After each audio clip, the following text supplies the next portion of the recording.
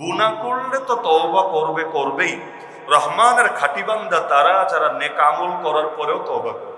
যেমন আলহামদুলিল্লাহ আমরা নামাজের ভেতরে দোয়ায়ে মাসুরা পড়েন না আপনারা? দোয়ায়ে মাসুরায় কিন্তু তওবা করি আল্লাহর কাছে, আল্লাহুম্মা ইন্নী যালামতু নাফসি যুলমান কাসীরা। আবার নামাজ শেষ করে সালামটা ফিরিয়েও আবার কিন্তু ক্ষমা চাই, আস্তাগফিরুল্লাহ আস্তাগফিরুল্লাহ আস্তাগফিরুল্লাহ। আমি কিন্তু পাপ করি নাই, নেক আমল করেছি। ওই নেক আমল করেও যে তওবা করার অভ্যাস হাসিল করেছে। কেন? কারণ আল্লাহ যেভাবে কোনো দরকার ছিল পারি তো নাই, ভয় তো লাগে ভেতরে, যদি আমার আমলটুকু কবুল না হয় আমার জন্য কি হবে। উল্টা যদি আমলে রিয়া ঢোকে, আমলের মধ্যে লোক দেখানো মনোভাব ঢোকে, তাহলে উল্টা তো এটা আরো পেরেশানির কারণ হবে। সুতরাং আল্লাহ, এবাদত যাই করলাম তুমি ক্ষমা করে দিও আমাকে। তাই এবাদত করার পরেই কেউ যদি তওবা করার যোগ্যতা অর্জন করে, গুনাহ করার পর সে বসে থাকবে কিভাবে? চিন্তা করেন আপনি, যে ইবাদত করার পরেই তওবা করে, ইস্তেগফার করে, এটা যদি অভ্যাসে পরিণত হয়েই যায়, আরে যে আল্লাহর বান্দা তাহাজ্জুদই ছোটে না, আর ফরজ নামাজ কিভাবে ছুটবে বুঝেন আমাকে? যার নফলই ছোটে না তার ফরজ তো ছুটবে, এটা কল্পনাও করা যায় না, স্বাভাবিক। এটা কিছু মানুষ এমন আছে পাগড়ি ছাড়া থাকতেই পারে না, ও টুপি ছাড়া চলবে, এটা স্বাভাবিকভাবে কল্পনাও করা যায় না। তো যে বড়টা অর্জন করে ফেলে তার জন্য ছোটটা অর্জন করতে কোনো সমস্যা হয় না। অনেকে আছে সাপ্তাহিক রোজাই ছাড়ে না, সোমবার বৃহস্পতিবার রোজা রাখে। অনেকে আছে মাসিক রোজাও ছাড়ে না, ওই প্রতি মাসে 3টা দিন রোজা রাখে। তো সাপ্তাহিক আর মাসিক রোজাই যারা ছাড়ে না, রমজানের রোজা কিভাবে চলবে?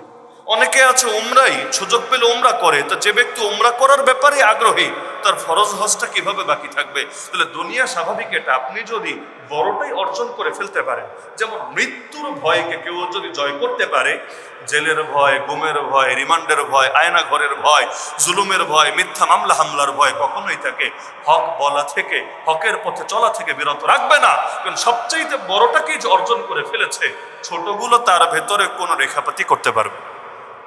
এজন্য একটা প্রবাদও আছে, তুমি যদি কোনো মুজাহিদকে হাসাতে চাও, তাকে মৃত্যুর ভয় দেখাও, সে হাসবে। আর তাকে মজলুম জনপদের কথা শোনাও, সে অবশ্যই কাঁদবে। মুজাহিদের বৈশিষ্ট্য, তারে হাসাতে চাইলে মৃত্যুর ভয় দেখাও, হাসবে। কারণ মৃত্যুর ভয়কে জয় করেই মানুষ জিহাদের পথে নামে। এখন সেটা ময়দানে চূড়ান্ত জিহাদি হোক, আর জালেম বাদশার নিকট হক বলার জিহাদি হোক, যেটাই হোক না কেন, মানুষ মৃত্যুর ভয়কে জয় করেই নামে। তাহলে আল্লাহ বললেন যে রাত কাটায় ইবাদতে, তারপর আল্লাহর কাছে উল্টা ক্ষমা চায়, আল্লাহ জাহান্নামের আযাব থেকে বাঁচায় দেন। তার মানে আমরা এখন থেকে এটা অভ্যাস করার চেষ্টা করি, যখনই নেক আমল করব শেষে গিয়ে আল্লাহর কাছে একবার হলেও ক্ষমা চেয়ে নিব। আল্লাহ অন্য আয়াতে বলেন, কানু কালিলাম মিনাল লাইলি মা ইয়াহজাউন ওয়া বিল আসহারি হুম ইস্তাগফিরুন। আমার নেক বান্দারা রাতে খুব কম ঘুমায়, কিন্তু শেষ রাতে গিয়ে আবার আমার কাছে ক্ষমা প্রার্থনা করে। একদিকে রাতে কম ঘুমালো, ইবাদত করেছে, আর একদিকে শেষ রাতে আবার ক্ষমা চেয়েছে। এটা যদি নেককার বান্দার বৈশিষ্ট্য হয়, গুনাহ করার পর সে তওবা এমনি বের হবে, এটা কখনোই আটকে থাকবে না। হ্যাঁ, প্রসঙ্গক্রমে একটা কথা বলে রাখি, এই যে কম ঘুমের কথাটা যে আয়াতের ভেতরে আসলো, কেউ চাইলে পরীক্ষামূলকভাবে করতে পারে। সেটা কি? একটু কম ঘুমানো, একটু মানে মাত্রাতিরিক্ত কম হলে তো আপনার স্বাভাবিক জীবনের মধ্যেই প্রভাব পড়বে, সেটা না। অনেকে আছে ঘুমায় 10 ঘন্টা 12 ঘন্টা, আপনি তার জায়গায় একটু কমায় আনেন, মানুষের 6 থেকে 8 ঘন্টা ঘুম হলেই যথেষ্ট হয়ে যায়। আপনি ওই স্বাভাবিক একদম, আপনি প্রত্যেকের চাহিদাটা আলাদা। একটা বাচ্চা 18 ঘন্টা ঘুমায়, আবার একটা বড় মানুষ সেই তুলনায় কম ঘুমায়, মুরব্বী হলে অনেক সময় ঘুম আরো কমে যায়। তো আপনি তো বোঝেন আপনার স্বাভাবিক কতটুকু হলে ঘুম পুরা হয়, এর চাইতে আরেকটু কম, একটু, খুব বেশি না, একটু কমিয়ে আনেন। খাবার, আপনি তো জানেন যে আপনার পেটে কি পরিমাণ খাবার ধরে, আপনি খাবারটা একটু কমিয়ে আনেন। ওই নবীর সুন্নাতটার উপর আমল করতে পারেন, 3 ভাগ করে, 1 ভাগে খাবার, 1 ভাগে পানি, আর 1 ভাগ খালি। একইভাবে আপনি কথাবার্তা একটু কমিয়ে আনেন, আলতু ফালতু কথার কোনো দরকারই নেই মানুষের সাথে। এরপর যদি আপনার আমলের মধ্যে কোয়ালিটি না বাড়ে তাহলে বইলেন, স্বাভাবিক এটা। আমাদের যখন ঘুম একটু কম থাকে এবং খাবার অত মাত্রাতিরিক্ত হয় নাই, বরং পেটে একটু খালি আছে, একটু না, মোটামুটি মানে এই পরিমাণ আছে যে আমার এটার কোনো অলসতা আসবে না, উদাসীনতা আসবে না, বরং একটু ক্ষুধা ক্ষুধা মনে হলেও সমস্যা নেই। এভাবে আপনি ইবাদত করে দেখবেন ওই ইবাদতের মধ্যে, জিকিরের মধ্যে, তেলাওয়াতের মধ্যে, ধ্যানের মধ্যে আলাদা এক ধরনের কোয়ালিটি কাজ করে। আমরা এটা অভিজ্ঞতার আলোকে বলছি, কারো যদি সন্দেহ থাকে নিজেও পরীক্ষা করে দেখতে পারেন। আর খুব বেশি খাবেন, খুব বেশি কথাবার্তা বলবেন, মাত্রাতিরিক্ত ঘুমাবেন, আপনি খেয়াল করে দেখেন এবাদতের মধ্যে ভেজাল হবে। এজন্য ইফতারে যেদিন খুব বেশি খাবেন ওই দিনের তারাবি দেখেন, আর যেদিন খাবারটা একটু কম থাকবে ওই দিনের তারাবি দেখেন, পার্থক্য নিজে অনুভব করতে পারবেন। তো এজন্য খাবার এবং ঘুম আর কথা, এই তিনটা জিনিসের ক্ষেত্রে একটু লাগাম টানতে হয়, তাহলে এবাদতের মধ্যে আলাদা শক্তি চলে আসে। এজন্য আল্লাহ রসুল রাতের বেলা দেখেন না কি পরিমাণ নামাজ পড়তেন, দিনের বেলা কি পরিমাণ খাবার খেতেন। নবীর সুন্নাতটা আঁকড়ে ধরেন, স্বাস্থ্য ভালো থাকবে, এবাদতের কোয়ালিটিও বাড়বে ইনশাআল্লাহ। তো এই 4 গুণের পর 1 নম্বর গুণ বললেন হাঁটায় বিনয়, 2 নম্বর গুণ বললেন কথায় বিনয়, মূর্খদের সাথে তর্কে জড়ায় না, 3 নম্বর গুণ বললেন রাতের বেলা ইবাদত বন্দেগী করে, 4 নম্বর গুণ বললেন আবার আল্লাহর কাছে ক্ষমাও চায়, মাফিও প্রার্থনা করে। এরপর বড় কয়েকটা গুণ বললেন, প্রথমে ছোটগুলোর দিকে হাইলাইট করলেন, এরপর বড়গুলো আনলেন। এখানেও একই কথা, কারণ এই ছোটগুলো যে পারবে পরেরগুলো সে এমনি পারবে। আল্লাহ এরপর বড় বড় কয়েকটা গুণ বললেন, ওয়াল্লাযীনা লা ইয়াদউনা মা আল্লাহি ইলাহান আখার, যারা আল্লাহর সঙ্গে অন্য কোনো মাবুদকে ডাকে না। আল্লাহর সঙ্গে অন্য কোনো মাবুদকে ডাকে না। অনেকে আছে আল্লাহর সঙ্গে অন্য মাবুদকে ডাকে, যেমন কোন একটা বিপদে পড়েছি, ইয়া আলী, এটা বলে ডাকবে। আল্লাহরও এক নাম আছে আলী, এই বিবেচনায় যদি আল্লাহকে আলী বলে ডাক দেয় সমস্যার কিছু নাই। কিন্তু আলী রাদিয়াল্লাহু আনহুকে নিয়ত করে যদি ডাক দেয় ইয়া আলী, তাহলে বলা দরকার ছিল ইয়া আল্লাহ। ইয়া মুহাম্মাদও তো আমরা বলি না, এবং এটা সুন্নত না। আমরা বলি ইয়া আল্লাহ বা ইয়া রহমান, ইয়া রাহিম, আল্লাহর নাম ধরে ডাক দেই।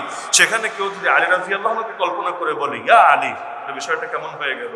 আল্লাহর সঙ্গে অন্য আরেকজনকে ডাকা শুরু করলো।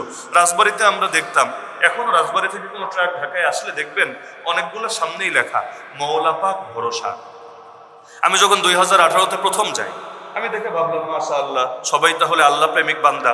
এজন্য মওলা পাক বলতে আমরা তো বুঝি এটাই, মওলা মানে আল্লাহ, তো মওলা পাক মানে আল্লাহ পাক ভরসা। আল্লাহ পাক ভরসা তো ভালো কথা, ইমানের কথা। পরে গিয়ে বুঝলাম না, মওলা পাক বলতে আমরা একটা বুঝি, তারা আর একটা বুঝায়। ওই এক এলাকার বলি আর এক এলাকার গালির মতো, অনেক সময় শব্দ এলাকা ভেদে চেঞ্জ হয়। তারা মওলা পাক বলে তাদের এক পীর সাহেব, যে পীর সাহেব থাকে মেদিনীপুর, ভারতের মেদিনীপুর, অনেক আগেই মারা গিয়েছেন, তাকে ডাকে মওলা পাক। এবং ওই মেদিনীপুরে গিয়ে এই সাক্ষাৎকারগুলো এখন ইউটিউবে সার্চ করলেও পাবেন। তারা বলে যে কাবা শরীফে আসলে যে ফিলিংস হয়, আমরা মনে করি এর চাইতে মর্যাদাপূর্ণ স্থান এই মেদিনীপুর। সেখানে গিয়ে তওয়াফ করে, কাবা যেমন তওয়াফ করে সেখানে গিয়ে পর্যন্ত তারা তওয়াফ করে। তো এখন ওই যে মওলা পাক ভরসা বলে, মানে পীর পাক ভরসা, এবং নামাজের মধ্যে সেজদায় পর্যন্ত ডাইরেক্ট আল্লাহকে নিয়াত করে না, পীরকে নিয়াত করে। কেন? কারণ পীর যদি ভায়া না হয়, সুপারিশ না হয়, আল্লাহ কি আর পাপীর সেজদা শুনবে, তারটা কবুল করবে? এজন্য ভায়া হয়। কখনো দেখা যায় সালাম ফেরানোর পর অতিরিক্ত আরেকটা সেজদা দেয় পীরের জন্য স্পেশাল ভাবে। তো এখন এরকম নামাজ পড়েই কি হবে, রোজা রেখে কি হবে? এমনকি মরার পর সবচাইতে আমার কাছে ইন্টারেস্টিং ব্যাপার ছিল এটা, মারা যাওয়ার পর বুকের মধ্যে একটা কাগজ দিয়ে দেয়, এটাকে সাজারা পাক বলে। সাজারা পাক মানে কি? ওই পীরের সিলসিলা আছে, তার পীর অমুকের পীর অমুক, তমুকের পীর তমুক, তমুকের, এভাবে যেতে যেতে নবী পর্যন্ত পৌঁছায়। এবং তাদের ধারণা এটা হলো একটা আইডি কার্ড। মানে হলো এটা যদি বুকে থাকে কাফনের কাপড়ের ভেতরে, মুনকার নাকির এসে যখন বসাবে, আরে দেখেই তো শেষ, সারের লোক সারের, এটা দেখে আস্তে করে এখান থেকে চলে যাবে, এটা তার জন্য সিগন্যাল হবে। আর যদি এটা বুকে না থাকে, মায়ের শুরু হবে, আর কোনো কথা নাই, একদম সেখানেই ডাইরেক্ট অ্যাকশন শুরু হবে। তো এই কারণে তারা ভয় পেত অন্যদেরকে, যেমন কওমি মাদ্রাসাগুলোকে বলে ওয়াহাবি মাদ্রাসা, ওয়াহাবি মাদ্রাসা, হুজুরদেরকে বলে ওয়াহাবি হুজুর। তো এখন ওয়াহাবি হুজুরদেরকে তারা এত ভয় পায় যে এদের সাথে যদি চলি বা কথাও বলি, মরার পর তো আমাদের হুজুররা বুকের মধ্যে সাজারা পাক দিবে না, আর যদি না দেয় তাহলে কবরে মাইরি খাওয়া ছাড়া উপায় থাকবে না। ওই এক সাজারা পাকের ভয়ে আলিফের মতো তারা সোজা থাকে। তো এখন দেখা যাচ্ছে নামাজও পড়ে, রোজাও রাখে, কিন্তু এমন কিছু শিরিক ভেতরে ঢুকে গেছে। এই সমস্ত শিরিক যদি কারো ভেতরে থাকে, তাহলে তাকে রহমানের খাঁটি বান্দা থেকে আল্লাহ নিজে নাম কেটে দিলেন। আল্লাহ বললেন রহমানের খাঁটি বান্দা হতে চাইলে শুধু আল্লাহরই ডাকতে হবে, আল্লাহর সঙ্গে অন্য কাউকে ডাকার অভ্যাসকে বাদ দিতে হবে।